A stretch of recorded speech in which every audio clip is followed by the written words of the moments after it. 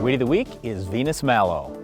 Well, Venice Mallow is one of those weeds that a lot of people will think, oh, it's velvet leaf early on, but you can see even by the second true leaf, you're gonna have a difference. We're gonna have a jagged edge on the leaf, and that's something that holds true all the way through this plant's growth. Venus mallow is a weed we see a lot of times where we have compacted areas. Oftentimes it starts in field approaches or along waterways or grass ditches, those kinds of things, and then it spreads out through the field. It does have a pretty flower, but it certainly doesn't do any favors for your yield, so we want to get Venus mallow under control.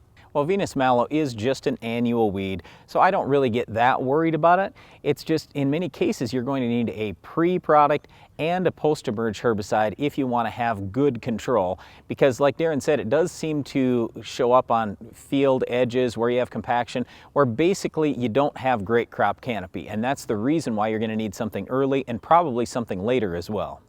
In soybeans, our 3-pre strategy works pretty well, but there's one product that we often don't talk about. It's called Python that does a really nice job, especially if you're in higher pH soils. That Python is also present in Triple Flex and Sure Start for corn, so those are excellent pre-emerge choices there.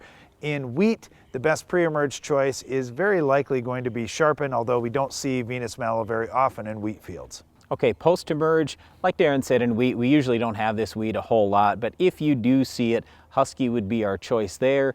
In corn, a lot of different things you could use. I kind of like the HPPDs the best, but you throw a little atrazine in with almost anything, that helps, and certainly Buctril is good as well. What do you think post-emerge though in soybeans, Darren?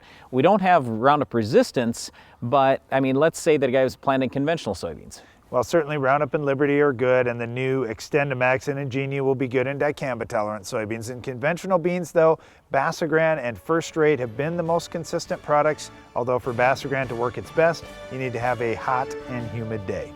Well, once again, our weed of the week is Venus mallow. That's all the time we have for this week's weed, but stay tuned, Iron Talk is coming up next.